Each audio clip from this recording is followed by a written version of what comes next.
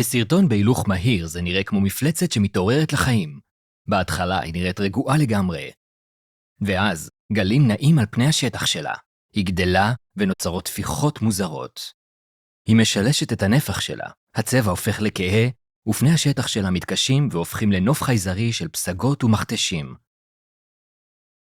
ואז הטיימר מצלצל. העוגיה מוכנה. מה קרה בתוך התנור?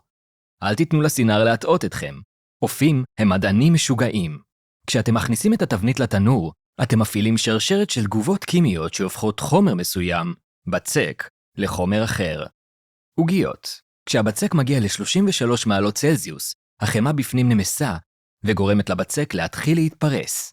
חמאה היא תחליב, או תערובת של שני חומרים שלא רוצים להישאר ביחד. במקרה הזה, מים ושומן, יחד עם מוצקי חלב שעוזרים להחזיק אותם ביחד. כשהחמאה נמסה, המים שכלואים בתוכה משתחררים, וכשהעוגיה מתחממת, המים מתאדים והעדים דוחפים את הבצק מבפנים ומנסים לפרוץ דרך דפנות העוגיה, כמו החייזר שיוצא מהחזה בסרט הנוסע השמיני. יכול להיות שהביצים היו בית לחיידקי סלמונלה זעירים. מוערך שכ-142,000 אמריקאים נדבקים בצורה הזו מדי שנה.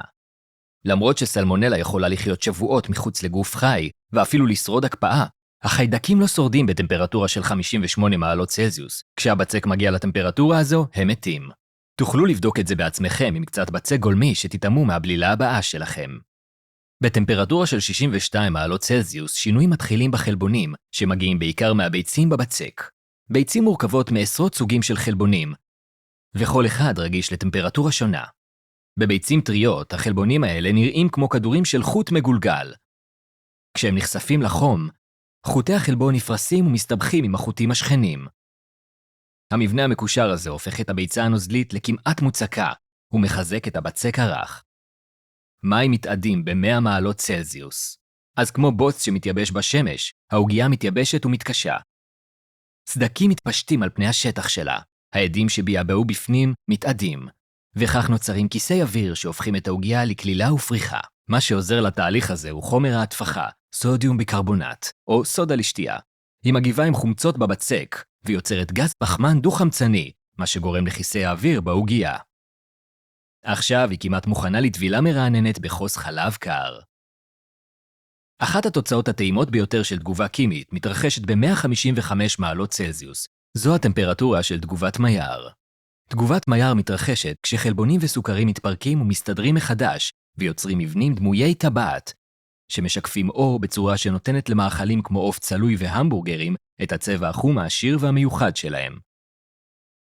כשהתגובה הזו מתרחשת, היא מייצרת מגוון של תרכובות טעם וריח שמגיבות גם זו עם זו, ויוצרות טעמים וריחות מורכבים עוד יותר. קרמליזציה היא התגובה האחרונה שמתרחשת בתוך העוגיה. קרמליזציה קורית כשמולקולות הסוכר מתפרקות בחום גבוה, ויוצרות תרכובות טעם מתוקות, אגוזיות וקצת מרירות. או בקיצור, קרמל.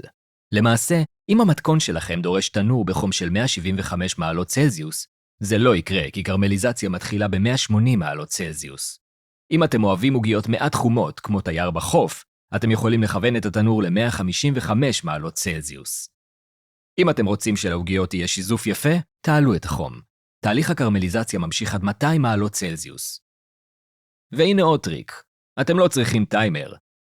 האף שלכם הוא מכשיר מדעי רגיש.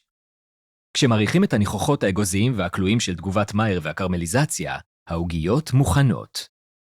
קחו כוס חלב, תתרווחו בכיסא, ותזכרו שהמדע יכול להיות די טעים. אם אתם אוהבים ללמוד, הרשמו לערוץ שלנו. מדי שבוע אנו מפרסמים סרטונים חדשים על כל דבר, החל מההיסטוריה של העולם דרך עיניהם של חתולים, ועד לפיתוח יכולת ההקשבה. המשיכו לצפות ושמרו על הסקרנות.